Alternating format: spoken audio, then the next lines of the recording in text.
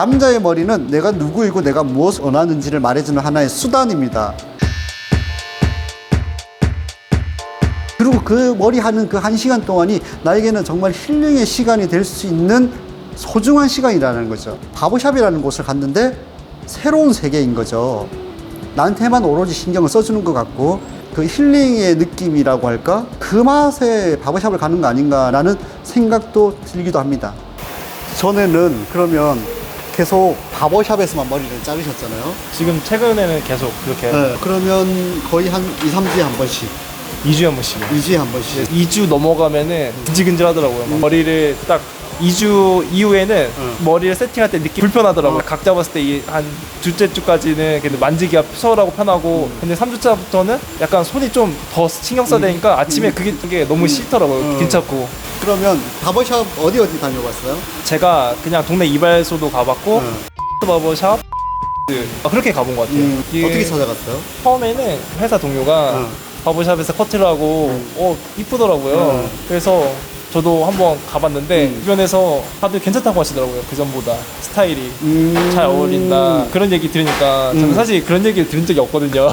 괜찮은 건가 싶어서 솔직히 저는 진짜 잘 신경 안 쓰는데 그런데도 그런 얘기를 들으면은 충분히 뭐 가고. 많은 바버샵을 다녔을 때 어떤 느끼는 점 혹은 미용실이랑 어떤 차이가 있는지 많이 차이 나요. 어떤 거에서 차이가 나요? 일단은 저도 살롱이랑 그쪽 종사하는 친구를 또 만나봐서 아는데 커트를 자기는 그렇게 신경 쓰시는 분들도 있는데 자기들은 뭐 시술이나 이런 걸 신경 쓰다 보니까 커트도 막 빨리빨리 최대한 커트 할 만큼 하고 어느 정도 커트 됐다 싶으면 넘기는 스타일인데 어쨌든 바보 같은 경우는 커트를 또 하고 또 머리도 만지고 세팅하고 나서 또 한 번 또 다듬고 계속 보고 그러니까 커트가 보통 40분 정도는 소요가 되더라고요. 그러다 보니까 이게 뭔가 서비스 받는 느낌이 좀 드니까 저도 약간 조금 힐링되는 느낌도 들고 미용실에서는 약간 기다리거나 받을 때 피곤하기도 하고 머리 그냥 자른 거다라는 느낌인데 그런 게 좀 차이인 것 같아요. 대부분 남자분들이 바보샵에 계시다 보니까 말도 안 거니까 서로 말도 안 하고 그냥 과묵하게 딱 이렇게 있으면은 그것도 좋은 것 같더라고요. 바버샵에서의 어떤 서비스라고 해야 될까? 그러면 살롱의 서비스와 가장 큰 차이가 뭐라고 생각하세요? 일단 기본적으로 커트에 대해서 좀 최대한 집중을 해주시고 그리고 일단 거길 가시는 분들 같은 게 니즈가 깔끔한 걸 어쨌든 선호하시니까 그거에 최대한 계속 신경 쓰고 배려해주고 커트를 계속 엄청 많이 하시더라고요. 계속 그래서 그렇게 안 하는 바버샵도 가봤는데 그렇게 많이 해주면은 차이는 솔직히 다른 사람들이 봤을 때 모르겠는데 개인적으로는 가위질에다 10번 더 해주면 더 신경 쓰는 것 같고 머리 다 자랐는데도 내가 봤을 때 충분히 자랐는데 또 계속 또 가위질을 하시더라고요. 바리깡만 하는 게 아니라 그러니까 느낌이 그게 굉장히 대접받는 느낌? 그게 대접받는 느낌이 커요. 그게 맞아요.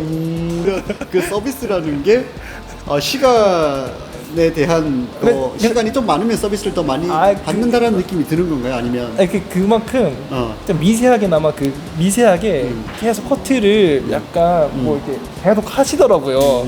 근데 처음에는 왜 이렇게 많이 해? 짜증났어요. 솔직히 처음에는 그게 전 짜증났어요. 빨리 가고 싶은데 미용실에는 익숙해졌으니까 더 자를 게 뭐 있나? 뭐 어차피 지금도 짧은데 근데 지금은 그게 익숙해져가지고 오히려 바버샵을 갔는데 커트를 좀 적게 하면은 좀 약간 덜 신경 써준 것 같은 느낌도 들고 오히려 심리가 오히려 반대로 됐어요. 그러면 바버샵을 다닌 이후로 살롱을 가본 적은 없어요. 왜? 살롱에서는 이런 스타일을 못 할 거라고 생각을 해서 그런 것 같아요. 약간 살롱을 가더라도 물어보니까 자기네들도 바버 커트는 좀 더 신경 써주고 더 금액을 더 받는다 이렇게 말을 하더라고요. 어떻게 생각하세요? 그거에 대해서? 그걸 들었을 때 그래도 그 바보는 바보 스타일만 하니까 거기에 더 잘하지 않을까 그냥 막연하게 그런 것도 있는 것 같아요. 그 살롱의 분위기 혹은 바버샵의 분위기 보여지는 거에서 어떤 차이가 나는 거가 아마 이 스타일에도 영향을 미치지 않나라는 생각도 하거든요. 인식이 그렇게 바뀌긴 하더라고요. 저도 설상 결과물이 똑같다고 하더라도 바버샵에서 자른 그 머리와 살롱에서 자른 머리의 만족도는 아마 바버샵에서 자른 게 더 낫지 않게 느낄까라고 생각을 하거든요. 그게 충분히 영향이 있는 것 같아요. 개인적으로는. 남자들이 커트를 한다는 건 분명히 커트가 이루어지는 과정까지도 모든 거에 다 포함되는 그 맛을 느낀 거잖아요. 그렇죠. 서비스의 총체적으로 그 스타일이 맛을 제가 경험을 해보니까 그 전에 바보샵에 잘랐을 때 주변 사람들 보다도 뭐 사진을 보더라도 올린 거 보더라도 그냥 뭐 짧은 머리네 싶었는데 또 제가 경험을 해보고 그 서비스를 느껴보니까 계속 가게 되는 그런 게 끌어들이는 게 그게 있는 것 같더라고요. 그러면 지금 제가 자를 스타일은 그 바버샵에서 자르고 있는 그 올드스쿨 스타일이랑은 조금 다른 스타일의 머리를 자를 거예요. 일반적으로 클래식 스타일이라고 하는 것은 머리가 다 뒤로 넘기는 스타일로 머리를 잘라요. 근데 그게 맞는 거거든요. 그러려면 당연히 이 옆쪽이 위로 갈수록 좀 길어지게 약간 부채꼴 모양으로 좀 머리를 약간 넘겨야 잘라줘야 돼요. 되니까. 넘기려면 사이드를 그레듀에이션으로 머리가 잘리게 되면 옆으로 퍼져 보이고 머리가 떠서 네. 굉장히 손질하기가 힘들어지거든요. 사이드에 있는 이 머리도 굉장히 짧게 잘라요. 근데 우리는 측면에 있는 이 두 축두골이 좀 튀어나와 있어서 맞아요. 저 튀어나왔어요. 여기가 맞아요. 짧아지면 상대적으로 옆이 더 많이 튀어나와 보여요. 튀어나오게 보이더라고요. 네. 근데 이게 튀어나와 보이지 않게 만들 거예요. 그러니까 형태나 분위기나 느낌은 비슷하지만 이걸 한국인 모질과 두상에 맞게끔 머리를 잘라 드릴 거예요. 그랬을 때 2주 지났을 때 그 차이를 저한테 한 번 더 설명해 주시면 긴 머리를 하게 되면은 이게 머리가 길을수록 약간 여기가 그러니까 눌린 느낌이 많이 살아서 이게 그래서 뭐 고데기도 사고 막 빗 막 이걸 알아서 막 하는데 아 이게 뭐 하는 짓인가 싶기도 하고 포기했어요. 포기했어요. 맞아요. 머리가 길어지면 맞아요. 기계에서는 무게감 때문에 처지고 위에는 네. 더 죽어 보이거든요. 네, 맞아요. 그러면 안 되기 때문에 머리 길이가 짧으면 오히려 더 볼륨이 네. 더 잘 살아요. 네. 우리가 바버샵에서 머리를 자르는 그 올드스쿨 스타일이라는 데 대한 개념을 정확하게 좀 이해를 해야 될 필요가 있을 것 같아요. 사이드 포인트에 있는 이 머리, 두상이 굴려지는 이 부분의 머리를 짧게 자르게 될 수밖에 없어요. 왜냐하면 바디 포지션이 정면과 측면 45도 앞쪽에 와서 클리퍼 빗이 이렇게 들어갈 수밖에 없어요. 이렇게 들어가면 여기 있는 머리 길이가 짧고 아래쪽으로 갈수록 길어지게 머리가 잘려져요. 그럼 여기는 더 타이트하게 보이고 여기는 더 튀어나와 보일 수밖에 없습니다. 그러면 전체적인 형태가 이렇게 떨어지죠. 근데 얘네들이 그레듀에이션을 머리가 잘리게 되면 당연히 더 퍼져 보일 수밖에 없죠. 이렇게 한국인의 모발이 억세고 두꺼운 편이고 다 뻗치는 머리인데 그렇게 머리를 잘라두면 여기가 더 퍼져 보일 수밖에 없어요. 그리고 얘네들은 컨트롤이 되지 않습니다. 그러다 보니까 여기 있는 머리 자꾸 짧게 자르는데 그 짧게 자르는 게 사이드에서부터 짧게 잘라버리면 자꾸 둥근 느낌이 계속 살아있을 수밖에 없어요. 그 머리가 자라면서 금방 지저분하다는 걸 느낄 수 있습니다. 그래서 두상에서 가장 튀어나온 이어 포인트, 이어 백 포인트에 있는 이 면이 나의 가슴과 평행 위치에 서서 위에서부터 머리를 스퀘어로 머리를 자릅니다.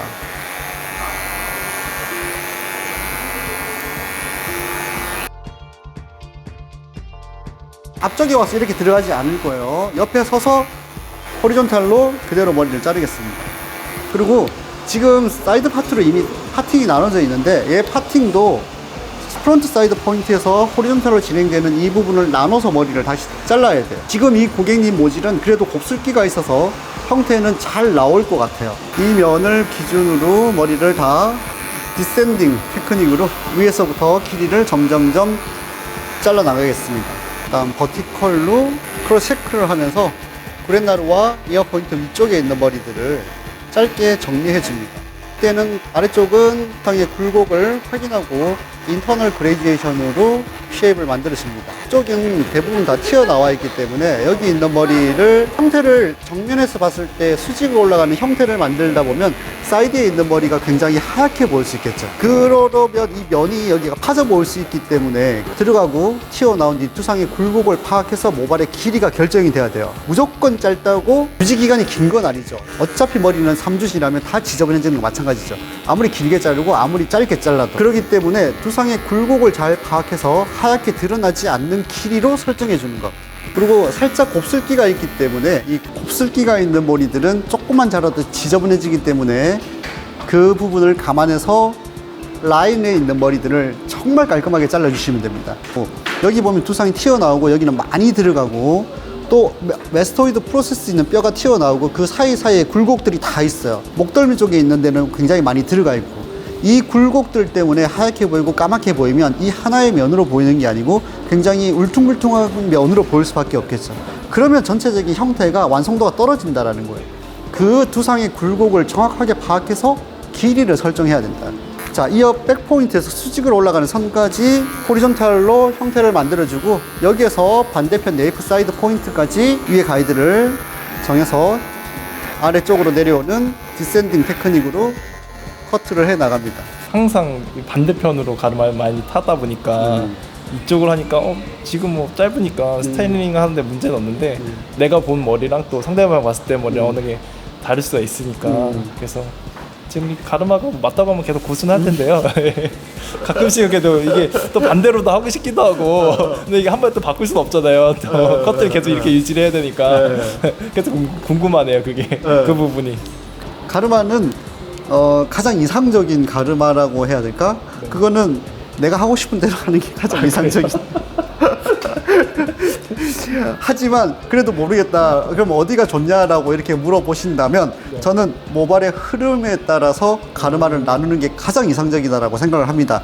단 앞머리 볼륨이 너무 죽어서 그러면 얘네를 반대로 넘겨주면 뿌리는 이렇게 있고 머리는 이렇게 넘어가려고 하니까 머리가 이렇게 살겠죠.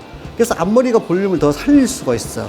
그런 경우 반대로 해도 되고, 그리고 또 손으로 머리를 만지는 패턴이 어떠냐도 굉장히 중요한 요소 중에 하나예요. 저는 왼손으로 머리를 쓸어 넘기는 걸 더 편하게 생각을 하거든요. 그럼 당연히 가르마가 이렇게 넘어가는 게 낫겠죠. 사실 머리라는 게 깔끔함은 좋으나 지겨울게 될 때가 있어요. 앞으로 10년 동안 이 머리 할 수 있을까요? 절대 안 됩니다. 벌써 지겨워요. 너무 솔직하게 이야기한 거 아니에요?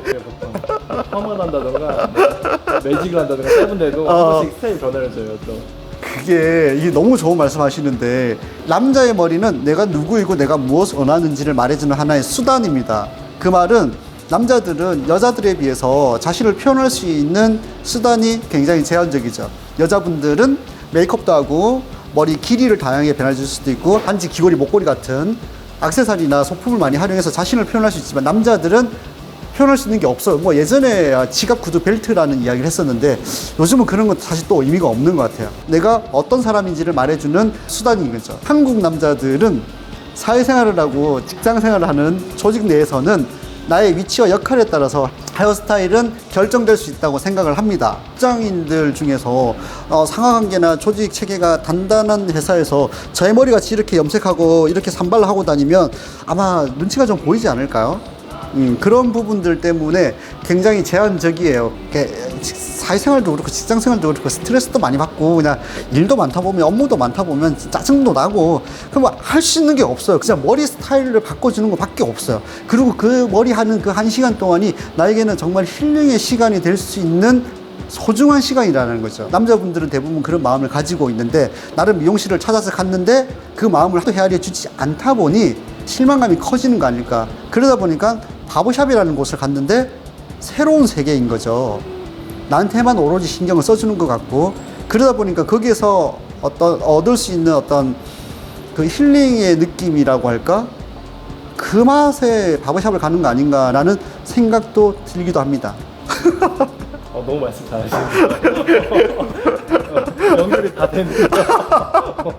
언더와 오버를 나누는 섹션으로 나눠서 오른쪽 사이드에 있는 머리를 커트하겠습니다. 호리존탈 섹션으로 위에 가이드 잡고 아래쪽으로 디센딩 테크닉으로 인터널 그레이제이션이 되게 머리를 잘라줍니다.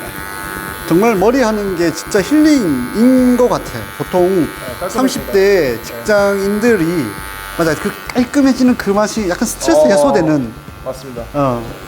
제가 이제 내가 왜 이게 자꾸 가고 싶어지지? 라는 생각 한번 해봤어요.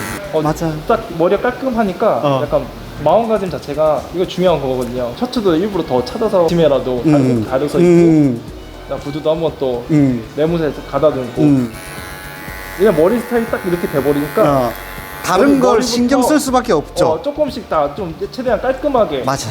그게 좋더라고요. 그 기분이. 내가 지금 태도나 이런 게 그래요. 좀 깔끔한 걸 계속 찾게 되고. 그래. 여기가 어둡고 여기가 하얀 부분은 나중에 틴닝을 이용해서 비슷하게 맞춰줄 거예요. 왜냐하면 두상의 굴곡 때문에 여기가 짙어 보이는 거예요. 머리 길이가 더 길어서.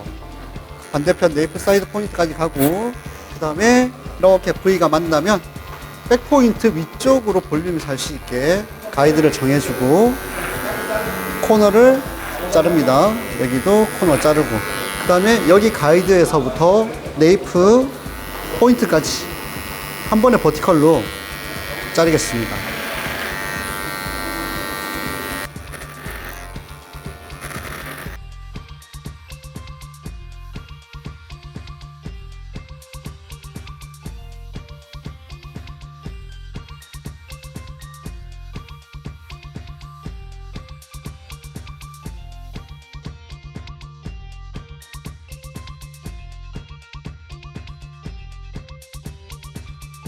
두상의 굴곡 때문에 머리 이 면이 약간 둥글둥글하게 나올 수 있어요. 그 둥글둥글하게 나오는 걸 확실한 면으로 만들어 주시는 게 굉장히 중요합니다. 그래야지 이 형태가 그대로 자라겠죠. 아니면 두상의 굴곡이 있으면 그 둥글려져 있는 것만 뚱뚱하게 튀어나와 보여서 그게 면이 지저분하게 보이는 거예요. 그리고 금방 덥수룩하게 느껴지는 겁니다. 그래서 두상의 굴곡을 감안해서 머리카락을 이용해서 형태와 모양을 만들어 주는 거예요. 네, 2주 동안 어떻게 지내셨어요? 아, 시작되군요. 잘 지냈습니다. 머리는 어땠어요? 머리가 솔직하게 이야기해도 돼요. 솔직히 말씀드리면 제가 처음에 딱 머리를 해주시고 나서 그 전에 스타일을 비교해봤을 때는